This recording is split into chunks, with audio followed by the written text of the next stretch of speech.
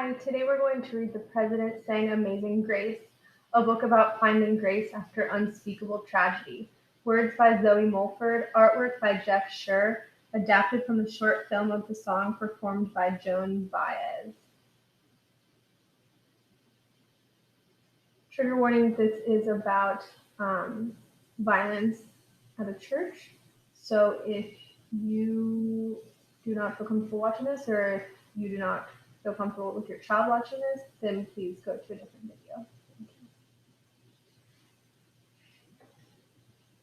The President Sang Amazing Grace.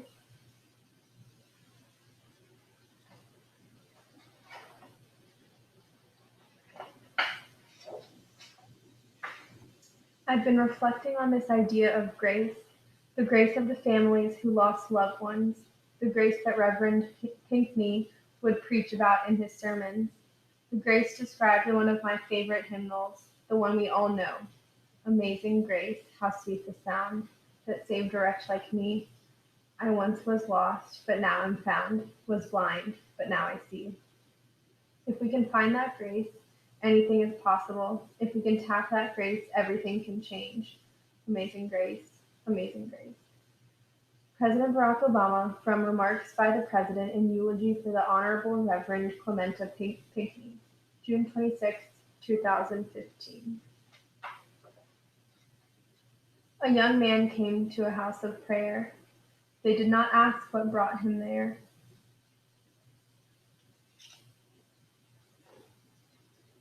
He was not friend, he was not kin, but they opened the door and let him in. And for an hour the stranger stayed. He sat with them and seemed to pray.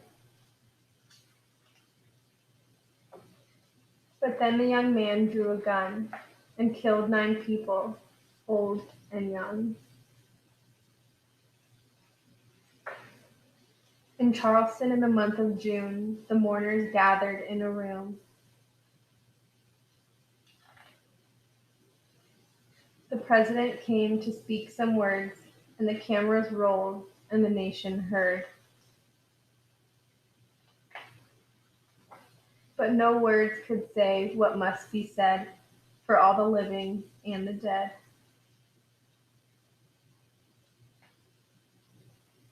So on that day and in that place, the president sang Amazing Grace. The president sang Amazing Grace.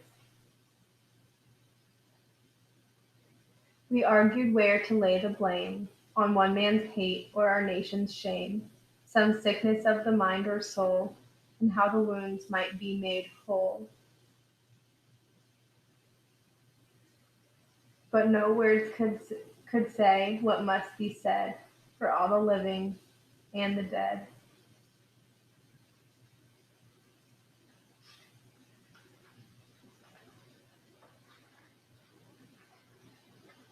So on that day and in that place, the president sang Amazing Grace. My president sang Amazing Grace. On the night of June 17, 2015, in Charleston, South Carolina, a small group gathered in the storied 200-year-old Mother Emanuel African Methodist Episcopal Church. During their prayer service, a young white man entered the church and sat for an hour listening to scripture.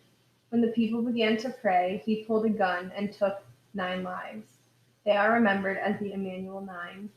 Before a grief-stricken congregation and nation, President Barack Obama gave the eulogy for the church's pastor, who was one of the 9 killed. President Obama spoke about grace, inspired by a beloved hymn. Grace of those who died, grace of the community who forgave a killer blinded by hate, grace that we all seek, grace that makes anything possible. And then the president sang Amazing Grace. One of the most poignant and powerful moments of his and any American presidency. About the Emanuel 9. Susie J. Jackson, a Bible study and church choir member, had been with the church for a long time. She had a great smile. Her cousin Ethel Lee Lance was also killed. She was 87. Reverend Sharonda Coleman Singleton, a pastor and high school girls track and field coach, cared deeply about her students. She was also the mother of three, including professional baseball player Chris Singleton. She was 45. Reverend DePayne Von Trees Middleton, a warm and enthusiastic pastor and mother of four, sang in the church choir. She worked at the Charleston campus of her alma mater, Southern Wesleyan University. She was 49. Cynthia Graham Hurd was a Bible study member, sister of former state senator Malcolm Graham, and manager for the Charleston County Public Library System. She dedicated her life to serving and improving the lives of others. She was 54. Reverend Daniel Lee Simmons Sr. was a pastor, Vietnam veteran, and Purple Heart recipient. He attended Bible study at the church every Wednesday. He was 74. Ethel Lee Lance, the church's sexton and custodian, attended Emmanuel for most of her life. She was a wonderful mother, grandmother, and great-grandmother. She was 70. Tywanza Kibwe Diop Sanders, known as Ty, was a Bible study member, college graduate, poet, and hero, the grandnephew of Susie J. Jackson, who was also killed. Ty died protecting his mother, Felicia, who survived. He was 26.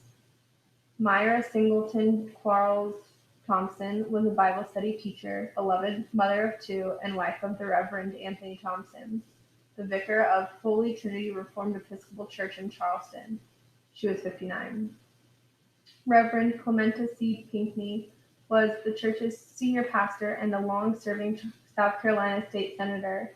He was also a husband and the father of two children, Eliana and Milana. What a good man, President Barack Obama said of him in his eulogy. He was 41.